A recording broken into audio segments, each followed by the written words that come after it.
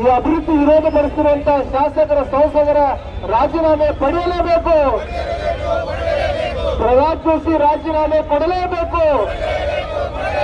ಮಹೇಶ್ ತೆಂಗಿನಕಾಯಿ ರಾಜೀನಾಮೆ ಕೊಡಲೇಬೇಕು. ಅರವಿಂದ್ ಬೆಲ್ಲದ್ ರಾಜೀನಾಮೆ ಕೊಡಲೇಬೇಕು. ಅಭಿವೃದ್ಧಿ ವಿರೋಧ ಪಡಿಸಿರುವಂತಹ ಬಿಜೆಪಿಯ ಜನಪ್ರತಿನಿಧಿಗಳು ರಾಜೀನಾಮೆ ಕೊಡಲೇಬೇಕು. ಪ್ರಮೋದ್ ಮುತಾಲಿಕ್ ಗಡೀಪಾರ್ ಮಾಡಲೇಬೇಕು.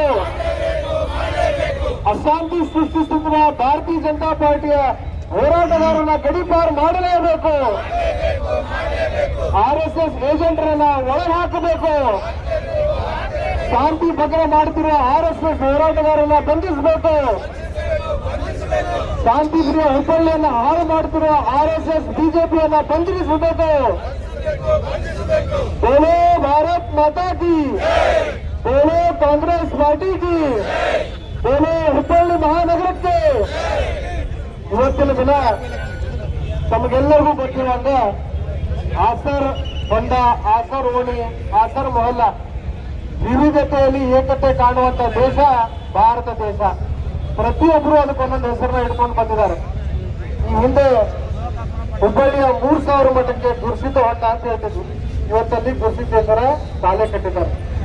ಶಿರ್ಕಪ್ಪನ ಹೊಂಡ ಅಂತ ಹೇಳ್ತಿದ್ವಿ. ಇವತ್ತಲ್ಲಿ ತಾಯಿ ಗಾಳಿ ದುರ್ಗಮ್ಮನ ದೇವಸ್ಥಾನ, ಐಟಿ ಪಾರ್ಕ್, ಸ್ವಿಮ್ಮಿಂಗ್ ಪೂಲ್ ಕಟ್ಟಿದ್ದಾರೆ.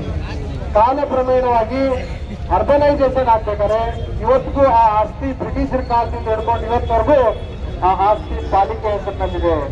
ಯಾರ ಹೆಸರಲ್ಲಿದೆ ಆ ಆಸ್ತಿ? ಪಾಲಿಕೆ ಹೆಸರಲ್ಲಿ ಆ ಆಸ್ತಿ ಇದೆ.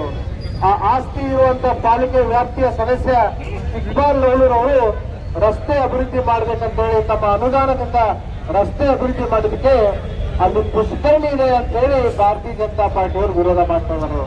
ಯಾಕೆ ವಿರೋಧ ಮಾಡ್ತಾ ಇದಾರೆ ಗೊತ್ತಾ? ಆ ರಸ್ತೆ ಸಂಪರ್ಕ ಪೌರ ಕಾರ್ಮಿಕರು ವಾಸ ಮಾಡುವಂತ ಜನತಾ ಪಾರ್ಟಿಗೆ ಆ ರಸ್ತೆ